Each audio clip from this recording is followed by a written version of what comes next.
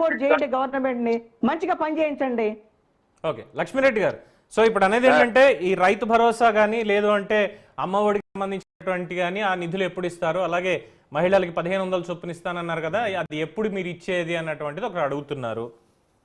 మేము చెప్పినటువంటి సూపర్ 6 పథకాల మీద మాకు ఒక అవగాహన ఉంది, ఖచ్చితమైనటువంటి నిర్ణయం అయితే ఉంది. దాన్ని తప్పకుండా మేము చెప్పినటువంటి మా నాయకులు చెప్పినటువంటి హామీని నెరవేర్చేదానికి మేము సిద్ధంగా ఉన్నాం.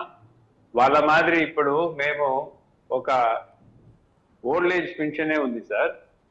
ఈ ఓల్డ్ ఏజ్ పింఛను 200 రూపాయలు గారు రాజశేఖర రెడ్డి గారు చేస్తే మా నాయకుడు 1000 రూపాయలు చేశాడు.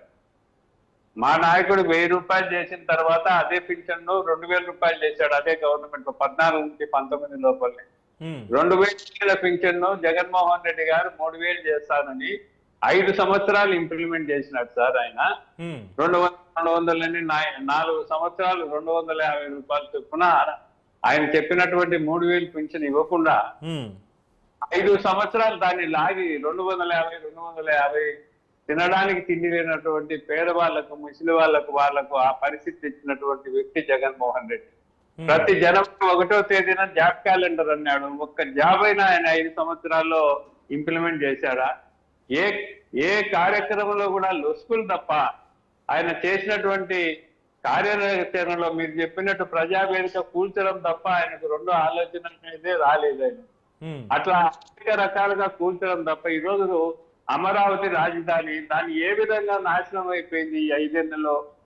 అంతా కంప చెట్లు పడి రకరకాలుగా ఇబ్బందులు చేసి దాన్ని క్లీన్ చేసుకోవడానికే ఈరోజు గవర్నమెంట్ తడిసి మోపెన్ అయినటువంటి డబ్బు ఖర్చు అవుతా ఉంది. అవన్నీ కూడా దృష్టిలో పెట్టుకొని మన నాయకుడు ఒక పక్క అభివృద్ధి, ఒక పక్క సంక్షేమము, ఈ రెండింటినీ కూడా సమతుల్యంగా ఈ రోజు అనేక కంపెనీలు మన రాష్ట్రానికి మనకు వచ్చేదానికి ముందుకు వస్తున్నాయి. నిన్న 2-3 రోజుల కిందట లూలు కంపెనీ వాళ్ళు కూడా వచ్చి 3 ప్రాంతాల్లో మేమంతా మాల్స్ పెట్టి అభివృద్ధి చేసేదానికి మేము సిద్ధంగా ఉన్నాము. దానికి కొన్ని 100,000 కోట్లు మేము పెట్టుబడులు పెడతామని ముందుకు రావడం జరిగింది. అట్లా అనేక రకాలుగా ఈరోజు పారిశ్రామిక పరంగా కూడా మనకు కొప్పర్తేని, కడప, తర్వాత కర్నూలు జిల్లాలో కేంద్రం ఇప్పటికే దానికి ఇంచుమించు 2,000-3,000 కోట్లు సాయం చేసే దానికి కేంద్రం కూడా మంజూరు చేసింది. ఇవన్నీ పోలవరాన్ని కూడా అభివృద్ధి చేసేదానికి కేంద్రం నుంచి అనేక నిధులు తీసుకురావడానికి మా నాయకుడు కృషి చేస్తున్నారు. ఇవన్నీ కూడా మూలపడేశాడు. పోలవరం 72% పూర్తయినటువంటి పోలవరాన్ని ఆయన 5 సంవత్సరాల్లో ఏం చేశాడు? ఏమి చేయలేదు. ఆయన రాజశేఖర రెడ్డి బొమ్మ పెట్టుకోవడానికి ఆయన కృషి చేశాడు. ఇవన్నీ కూడా గత 5 ఏళ్ళు మాట్లాడాము. ఈ 113 రోజులు కూడా ఈ విషయాలన్నీ కూడా అయిపోయాయి. ఆయన వేళ ప్రెస్ మీట్ పెట్టి మాట్లాడిన దాంట్లో అంటే ఆయన వాళ్ళ నాయకులతో మాట్లాడినటువంటి ఆ సమావేశంలో మాట్లాడుతూ అన్నటువంటిది ఏంటంటే ముఖ్యంగా ఈ కొత్త మద్యం పాలసీని ప్రకటించింది 1వ తారీఖున అక్టోబర్ 1న కొత్త పాలసీ వస్తుందన్నారు. కానీ గాంధీ జయంతి రోజున మద్యం పాలసీ ప్రకటించడం ఏంటి, అసలు బుద్ధుందా చంద్రబాబు అంటూ ఆయన ప్రశ్నించారు. దానికి మీరేం చెప్తారు? గాంధీ పుట్టినరోజు సార్ 30వ తేదీ ప్రకటించారు సార్. అది 39నే మద్యం పాలసీ మీద ప్రకటన జరిగింది. ఆయన మాదిరి సొమ్ము చేసుకోవడానికి బ్రాండీ షాపులు పెట్టలేదు సార్. ఇది ప్రజల కోసం పెట్టి నాణ్యమైన మందు అందిస్తామని చెప్పిన మాట ప్రకారం మంచి కంపెనీ నుంచి తక్కువ ధరకే ఇస్తామనేటువంటి చెప్పారు. కానీ గాంధీ మహాత్ముడు పుట్టినరోజు కాదు సార్ అది. 30వ తేదీ నుంచి అమలులోకి వచ్చింది. ఆ గవర్నర్ గారు ఎప్పుడో గత నెలలో మేము దాన్ని ఆర్డినెన్స్ పాస్ చేస్తే గవర్నర్ గారు సంతకమై వచ్చిన తర్వాత నోటిఫికేషన్ ఆటోమేటిక్ గా ప్రభుత్వం ఇచ్చింది, అది అధికారులు ఇచ్చారు. అంతేగాని గాంధీ పుట్టినరోజుకు దానికి సంబంధం లేదు. ఇది ఆల్రెడీ ఎప్పుడో ముందే స్టార్ట్ అయింది. దానివల్ల ఆ జగన్మోహన్ రెడ్డి బ్రాండీ షాపులే ఉన్నాయి, అవే మూసారు. కానీ మా షాపులు అయితే గాంధీ పుట్టినరోజు ఏం ప్రారంభం చేయలేదు సార్. మా ప్రభుత్వం వచ్చిన తర్వాత ఒక షాప్ కూడా, ఒక బార్ కూడా కొత్తగా ఇచ్చినటువంటి దాఖలాలు లేవు. అది జగన్మోహన్ రెడ్డి అనేది ఏంటంటే మేము మద్య నిషేధం చేస్తామని చెప్పాము, కనీసం ఈ ప్రభుత్వం ఇప్పుడు వచ్చి నాణ్యమైన మద్యం అందిస్తామని చెప్పి వీళ్ళు ప్రామిస్ చేస్తున్నారు, మద్య నిషేధానికి మేము కట్టుబడి ఉన్నామని మళ్ళీ మాట్లాడుతున్నారు. మద్య నిషేధానికి ఆయన కట్టుబడి ఉంటే మరి 5 ఏళ్లలో ఏమైనా మద్యం గురించి రాష్ట్రంలో ఎన్నడూ లేని విధంగా మద్యం కోసం పోరాడే 1000 కోట్లు ఆదాయం పేద ప్రజలను ఆరోగ్యపరంగా, డబ్బు పరంగా పేదవాళ్ళను ఇంకా పేదవాళ్ళు నిరుపేదలు చేసి అనారోగ్య పాలు చేసి పనికిరాని తక్కువ రకం మందు ఇచ్చి వాళ్ళకి అనేక రకాల జబ్బులకు కారణమైనటువంటి ఈ మందు ఆయన అమ్మాడే తప్ప ఒక ప్రజలు సంక్షేమం కోసం అమ్మినటువంటి మందులు ఎక్కడా లేవనేది మా అభిప్రాయం సార్. ఓకే, ఇంకా మా ప్రభుత్వం తప్పకుండా ఆయన చెప్పినాడు, ఇప్పుడే చెప్పాడు మా బ్రదర్ ఒక, ఈ రైతులకు అనేక రకాలుగా మేము ఈరోజు సబ్సిడీ కింద విత్తనాలు ఇస్తున్నాం. పంట వాళ్ళకు పచ్చి రొట్టె వేసుకోవడానికి సబ్సిడీ కింద విత్తనాలు ఇచ్చాం.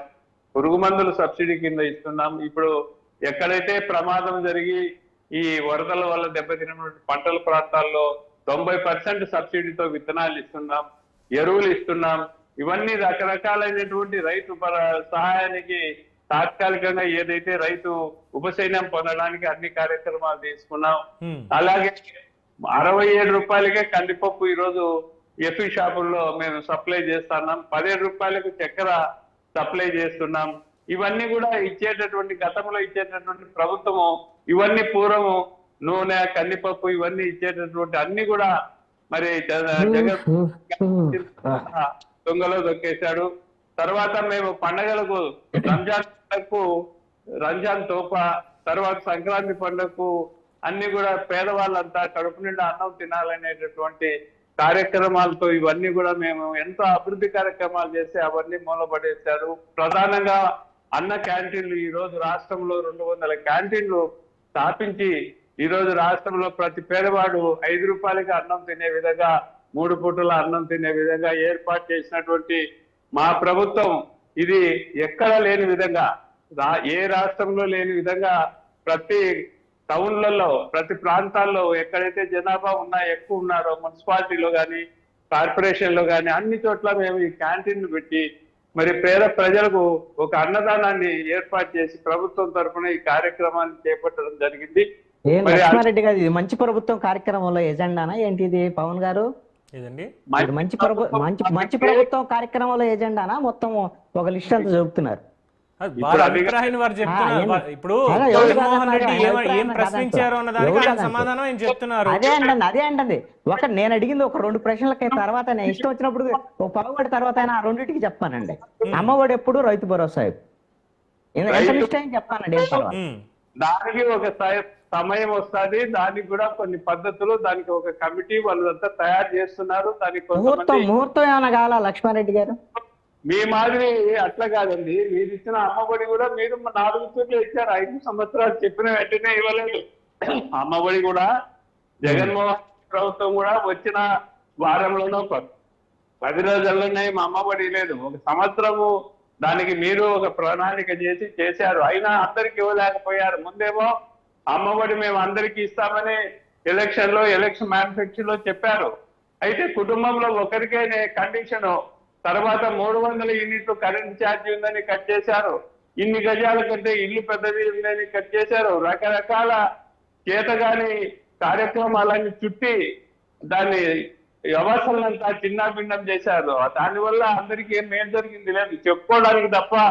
మీరు బట్టలు వద్దితే 1000 మందికి 700 మందికి అది అమౌంట్ పడుతుంది, 300 మందికి అమౌంట్ పడదు.